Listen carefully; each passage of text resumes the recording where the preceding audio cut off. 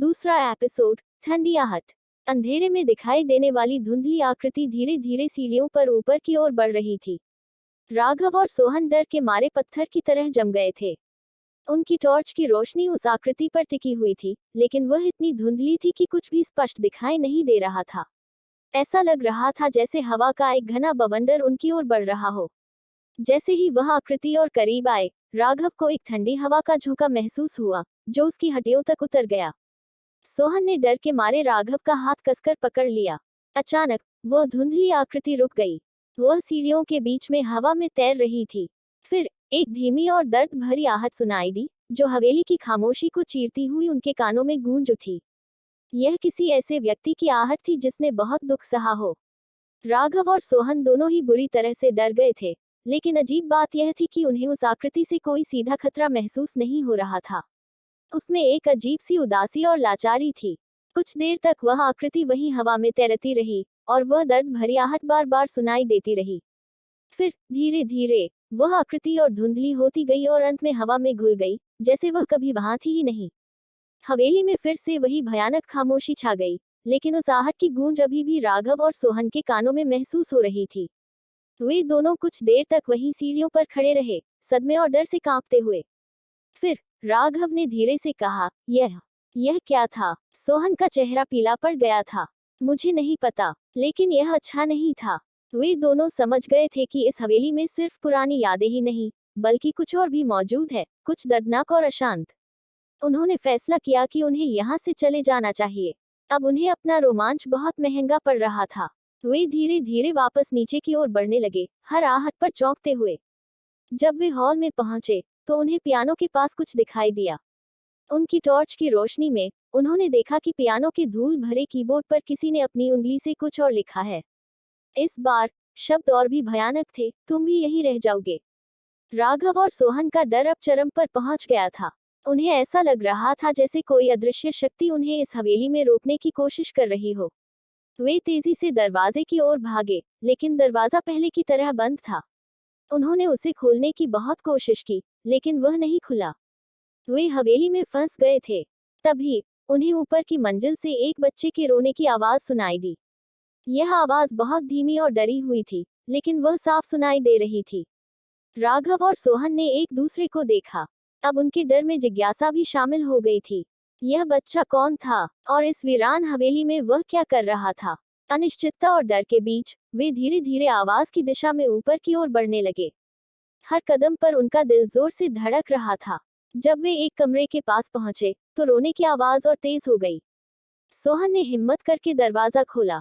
कमरे के अंदर अंधेरा था, लेकिन उनकी टॉर्च की रोशनी में उन्होंने एक छोटा सा पालना देखा। और उस पालने में एक बच्चा रो रहा था। लेकिन यह कोई साधारण बच्चा नहीं था। उसकी त्वचा नीली पड़ गई थी और उसकी आंखें पूरी तरह से काली थीं।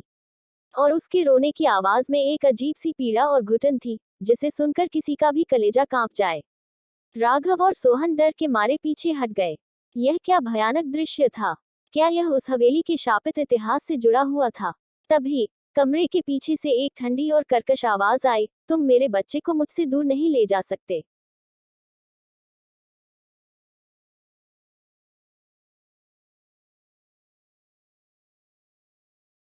कमरे के पीछे से आई ठंडी और कर्कश आवाज सुनकर राघव और सोहन बुरी तरह से डर गए।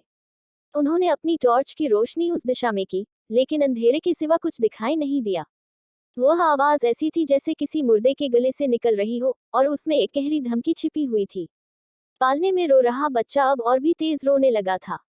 उसकी काली आंखें राघव और सोहन की ओर मुड़ गईं, और उनमें एक अजीब सी भयानक चमक थी।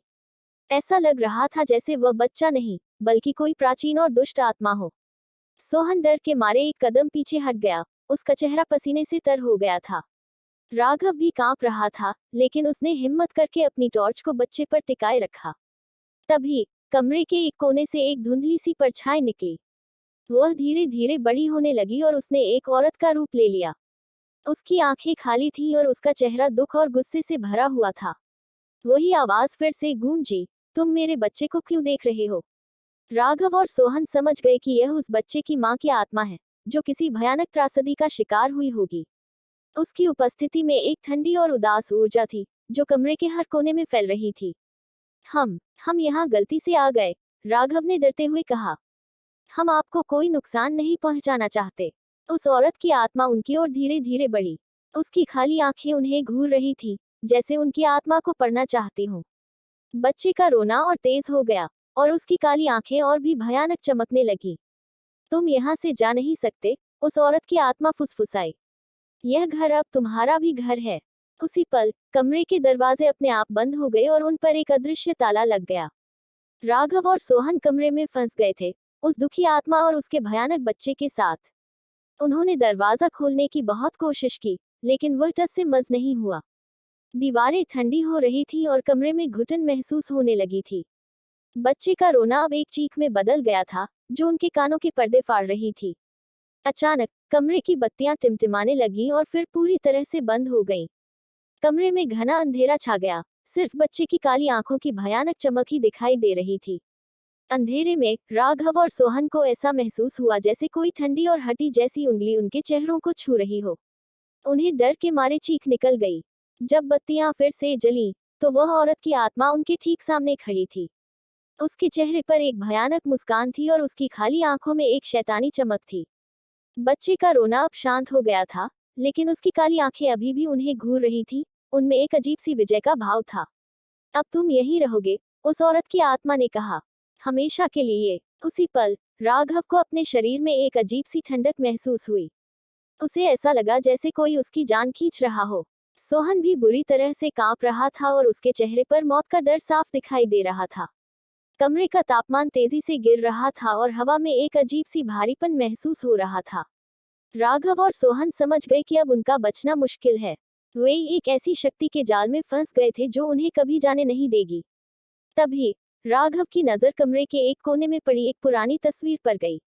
तस्वीर में वही औरत दिख रही थी, लेकिन उसकी आंखों में खालीपन नहीं था। वह मुस्कुरा रही थी और उसके साथ एक छोटा सा बच्चा खड़ा था, जिसकी आंखें सामान्य थीं। तस्वीर के नीचे कुछ लिखा हुआ था, लेकिन अंधेरे में वह पढ़ नहीं सका। शायद इस तस्वीर में इस हवेली के रहस्य की चाबी छिपी हुई थी।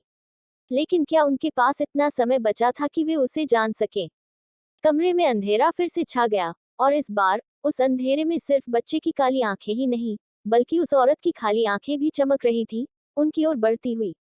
क्या आप जानना चाहेंगे कि उस तस्वीर में क्या लिखा था और राघव और सोहन का क्या होगा?